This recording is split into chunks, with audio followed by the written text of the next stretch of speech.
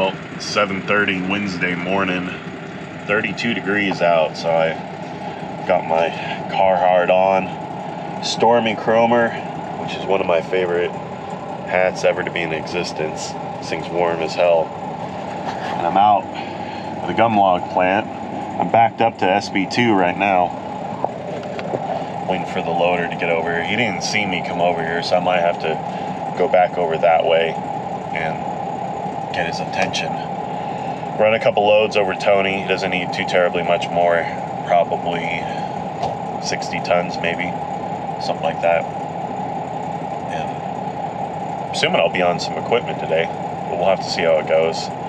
But still on the hunt for a new dump truck driver, or well, another dump truck driver. We need more help. So I got a couple of candidates so far, so we'll see how all those ads and stuff will end up working out. For now, waiting for the loader, put on a load, go back, run a couple back and forth real quick, and then I think we'll be done with rock there. So I think we're going to use concrete for instead of riprap. So riprap's like $26 a ton. But I brought him ditch liner the other day for the face, and then riprap, you need to put chunks of riprap kind of across where the water comes through, so it'll hit it and slow down. And riprap is almost literally boulders, 18 to 48 inches across. So when you put those across where the water flows, it'll hit it and then slow down. And that's what you want to do to keep from scouring. So ditch liner goes on the banks that are like this, and you press ditch liner into the face of it with a mini X.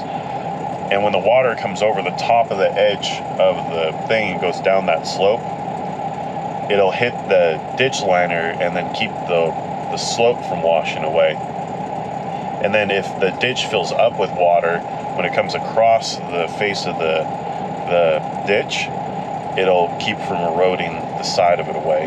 But flowing water really needs riprap on the side of a face like that. But we're really not going to have water be flowing that high. It'd be impossible to get that high unless we got some massive flood or something like that. So ditch liner works great just to keep the water coming down the face like that, coming off the top of the bank and down the face, from eroding the bank and making those little channels and stuff in it. So, and it's cheaper. It's like $18 a ton. So we'll place all that on that face of that bank where the fence is going to go across, which I'll show you guys today. And then we'll put some of that crushed concrete in where the two sections of pipe are, and where the pipe comes out of the side of the hill. So when the water comes out of the pipe, it doesn't scour a big hole or go down too far, because when the water comes out of the pipe, it needs to make a sweeping 45 degree to the left. We can put a whole bunch of rock in that,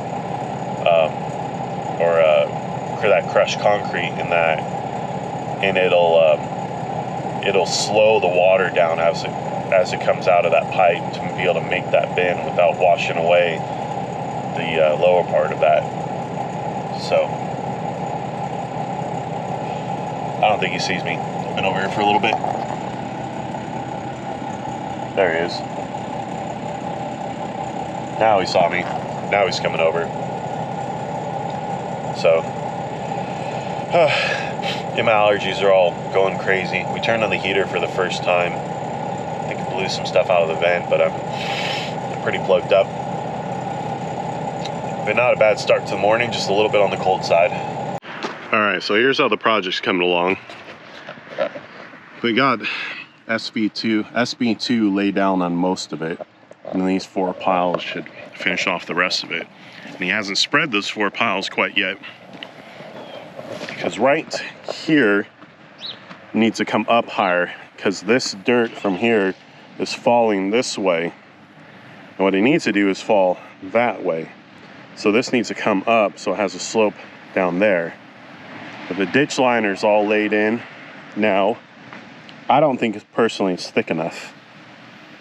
I think you should put more rock here and more rock like right there. But remember, this was just a ditch, and we put these 2 culverts into this ditch so they can drive the cars through here and then back through here and use this as a parking lot. So over here on this side, where the water comes out of the culvert here, which is the culvert right there, and then turns that way and goes down there. So you put ditch liner all in here, and this area is up just a little bit. So the water will run that way into that culvert and then down off the property. So this is all set in here pretty nice. So when the water comes off of here, it doesn't hit the slope and then wear it all down. So that's all pretty good. So other than bringing this area up to have it fall this way, we're just about done. Oh, and there's a hole over by this telephone pole, but that's no big deal. It's a bucket or 2. And then use the D3 to push the SB2 onto here, and then roll it with the skid steer and the vibrator. So it's coming along, little by little. And I got a load of dirt and I haven't dumped it yet because I want to see what he wants me to do first. But I don't even think it's noon yet. We're almost done with this project. I got a whole bunch of other stuff I need to do. And I still need a dump truck driver. So hopefully I'll get some more responses to my ads that I've made. So we'll see how it goes. Well, the quote of the day today from Fiona Apple: you got a nice chance to go up and say something. Don't be shy, no matter how it comes out. Just let it come out. Let's see what she means by this. This was a quote from a Grammy-winning singer-songwriter, Fiona Apple, whose lyrics, including those of her universally acclaimed 2020 LP, Fetch the Bolt Cutters, often express dark and deep emotional truths, encourage us to let go of our fears and simply speak from the heart. The artist followed her own advice when, at age 19, she delivered a courageous memorial acceptance speech at the 97 MTV Music Awards, imploring people not to sacrifice their own originality for the sake of others, but rather to go with yourself. Although the unconventional speech received plenty of criticism at the time, Apple said she would never ever regret standing up for what she believes in. Speaks pretty good volumes on this one, I think. You got a chance to go up and say something. It's a question mark, by the way. You got a chance to go up and say something. Don't be shy. No matter how it comes out, just let it come out. I kind of did that this morning when I was talking with Ashley. I'm very frustrated with our relationship and how things are going, and I'm very much ready to break up and move on with my life. It's difficult to do with somebody who's been battling cancer off and on and going through a whole bunch of stuff. Now that she's relatively happy and relatively healthy, it's an easier time for us to part ways. But it's still a difficult thing for me to do. And I gave her kind of one last ultimatum and one last chance to go and maybe become a different person or become a better person and see if the relationship has an opportunity to continue or not. Whether or not she heeds my advice and does it will remain to be seen, but we live together and we have dogs together and we've been together for 5 years. It's not something you just throw away on a whim as if she was a girlfriend with her own place and you can just be like, hey, don't talk to me anymore, goodbye. It's substantially more complicated with everything that's involved with us.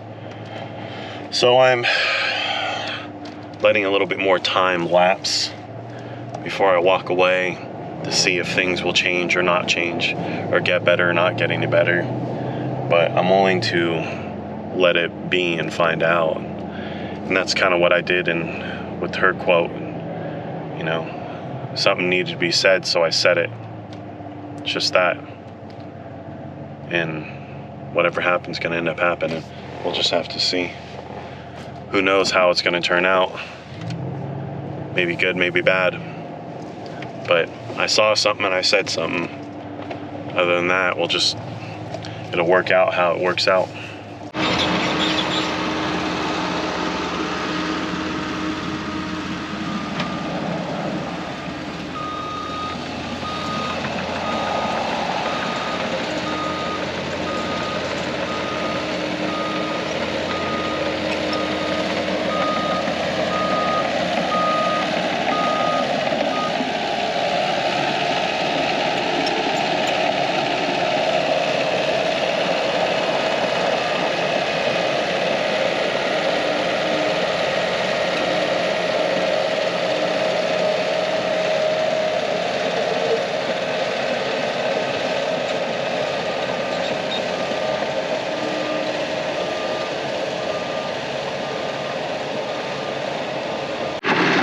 Again, the finishing stages of this job.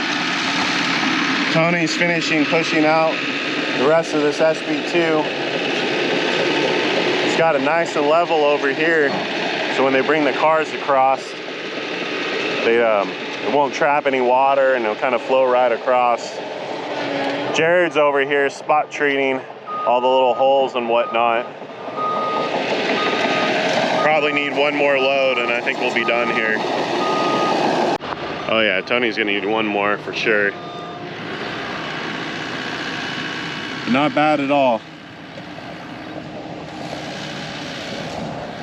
One dirt field very quickly turned into a parking lot. Well, just tried tailgating some SB2 and it came out like crap. This bed's a half round, so it's not a square bed. So if you look here, right in the middle of this, there's a bare spot, and it's real high right there. It's all lumpy and uneven. It's been raining off and on the last couple of days, so this stuff is wet. Like here's a rock. It's completely covered in dust, stuck to it, but it's off, so, or it's out of the truck. So at least there's that. Stuff's all stuck in there.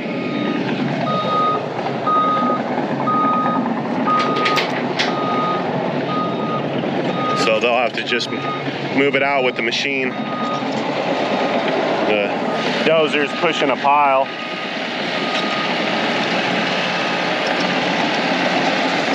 This lawn care company's been dumping here. Technically, this wasn't illegally. They had permission, but they had permission 2.5 years ago to dump here. They weren't supposed to, I think in Martinez or something like that.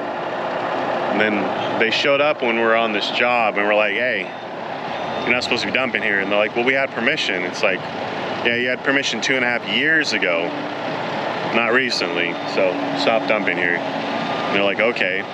Never offered to clean it up, never did nothing. I'm sure they probably don't even have the money to clean it up. So we're just pushing it into a pile. And then we'll eventually push it over the side or fill in a hole with it and all that. So today should be our last day. Other than maybe a little bit cleanup here and there. Still got to roll all this, so I guess, well, that part's not going to be done today. Actually rolling it out and compacting it down. So it'll be a little bit more time when it comes to that sort of stuff, but all the hard parts done, all the rough-ins done. Just needs time to compact it. The fencing company should be here in a couple of days, I suppose. Put all the fencing up. But either way, came along nicely on our part.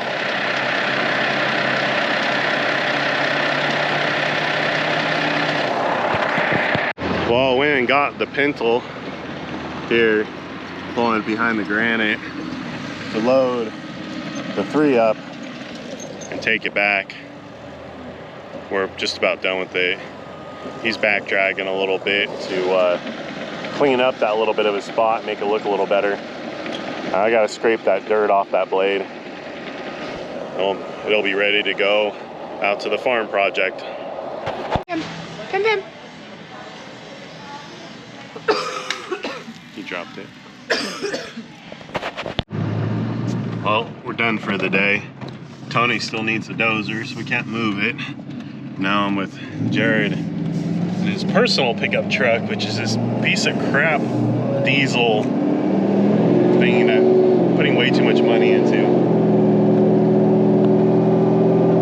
Barely even gets out of its own way. What? Oh.